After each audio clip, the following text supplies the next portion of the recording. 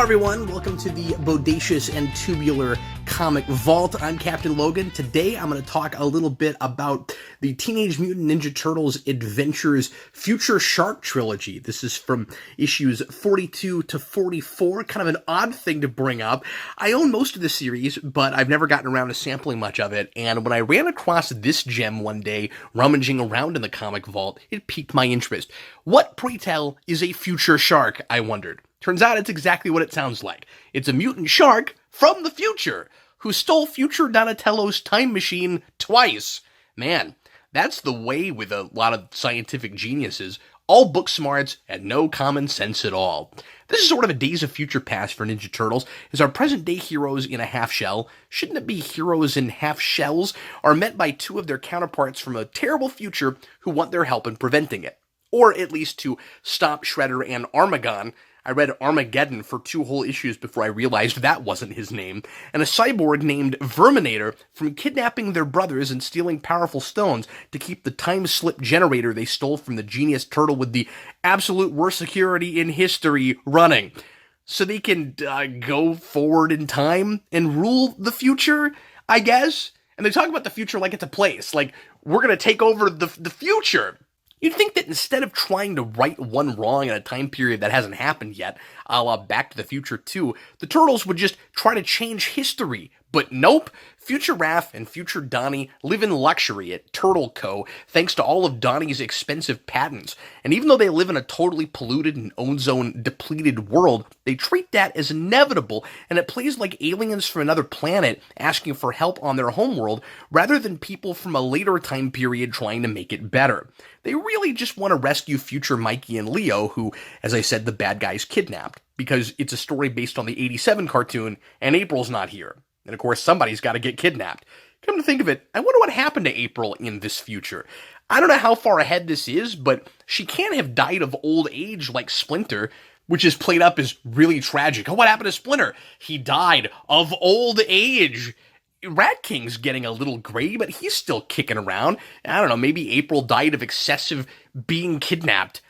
I mean, sure, from the future Turtles' perspective, the future is their present, but I don't know why Donnie has a time slip generator if he's not trying to save a clearly doomed planet where the ice caps are rapidly melting and New York City is underwater, and B, old Raphael is desperate to get his counterpart to make better choices in the past, namely to lighten up about the fact that the Turtles can't procreate and will outlive all their friends. He says by 400 years. Wow, I didn't know Turtles could live quite that long. I want to read that book. That's what this should have been, right? A future where the Turtles are in their late 300s and trying to figure out how to perpetuate their species? So even though the future Turtles are almost cynical about what's happened to the world and, as old Donnie says at the end, only pull their counterparts out of the past for a mission they probably could have handled on their own because they're waxing nostalgic, at least one of them wants to change things.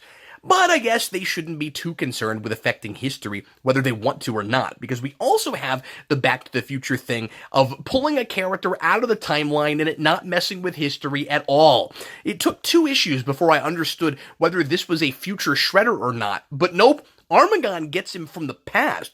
And I'm pretty sure even from before the present day in this story. I think the Doctor helping him out is supposed to be pre-Fly Baxter Stockman, but somehow history is not altered in any way. But then, why am I even expecting coherent storytelling from a comic based on a show based primarily on action figures? It's one of those comics that reads like kids plotted it out with action figures, but with flashes of interesting characterization and thoughtful ideas. Old Raphael, who, yes, is missing an eye and wears his eye patch over his bandana, has a speech to his younger self about how important it is to appreciate the time he can spend with the people he loves, like his girlfriend, a mutant fox named Ninjara, not to be confused with the snow fox Alopex, and which is totally what Next Mutation should have done instead of Venus, the female turtle. After present-day Raphael laments something legitimately sad about the Turtles that rarely comes up. Again, that they are the only 4 of their kind and can't continue their bloodline. This is honestly not a thing I've thought a lot about. I was surprised to get that dilemma in this book.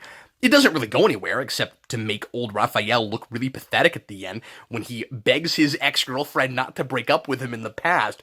But that gets it leaps and bounds more sophisticated than the cartoon show. There's also a potentially interesting character in the third wheel of the Armagon Shredder duo, Verminator, who was once a brilliant inventor working with Donatello, but got corrupted by his own genius and experimented with cybernetics in his own brain, trying to achieve immortality, and lost his humanity. Most of the villains in this material are straight up evil. It's nice to see a tragic Jekyll Hyde type baddie, even if that's just used as backstory to explain yet another one-dimensional bad guy, rather than exploring his true potential. I'd love to see Tom Waltz's take on that guy. Waltz has used Armagon, but he's not from the future, and he made him a hammerhead for whatever reason. I'm also surprised by this book's sense of continuity. The cartoon generally had a status quo for a season that it built a lot of standalone stories around, but it starts with a serialized 5-part season, and this book seems to kind of build on that structure, with ongoing elements that build between arcs. It also builds a mythology established in the series, like the Eye of Sarnath, which is where the creatively named Power Stones, the Black Stone, and the White Stone come from. But I'm confused about Rat King. Didn't he always have the power to control rats? The turtles recognize him, but are surprised that he can do that in the future. I don't get it. It's also more clever than the 87 show usually was in its absurdity and self-aware humor. One gag, which I love, instantly destroys the villain plot. Old Donnie says he built a third time-slip generator when Armagon stole the first two, which ran on rare and powerful artifacts. When asked what the new one runs on, he says electricity. He didn't have time to find a new power source, so he just plugged it into the wall and ran up his electricity bill because he's a millionaire. That's pretty funny, but then why don't the bad guys do that? The most absurd thing in the story is also about a power source for the time-slip generator. Among the things Armagon mixes together, and I don't know why this works as fuel, are the alien corpse from Area 51 and Hitler's brain. Now you know what you're thinking. How does Hitler's brain help you go back in time over anyone else's brain? But the real question is, if you can get your hands on that stuff, you shouldn't have any trouble getting electricity. Chris Allen's art isn't hard to look at, but it's nothing special. It looks like kitty art done on a deadline. It gets pretty sloppy in places, and it has the level of detail of a coloring book. Splinter looks totally different from the series. He has a weird teddy bear head, but I think he always looks like that in this comic series, and I don't know if Allen designed him or not. Allen seems to really like drawing Armagon, though. The most bold and dynamic stuff is with him. It is neat to see Peter Laird ape his style with all 3 covers, and awesome that one of the creators was involved with this book in any way. Turtles Adventures always had grittier, meaner-looking covers than what's inside, exactly like, as Eric pointed out when I showed him these, the action figures versus the character models in the cartoon. You probably have to have a history with and nostalgia for that cartoon to really appreciate this, but I found it refreshingly stupid. I wish I'd had these as a kid. The cartoon show never did anything quite like it. It would have blown me away in 1992. Thanks a lot for watching, folks. Sure appreciate it. If you want to support us, you can go to patreon.com/Geekvolution, and for just $2 a month, you'll get access to Geekvolution After Dark and all kinds of other really cool perks, and we sure appreciate everybody who does that. Check us out for lots more videos this week on comics and other stuff, and we've got a brand new Geekvolution Omnibus coming your way very shortly. I'm Captain Logan, and I'll see you again next time on Comic Vault.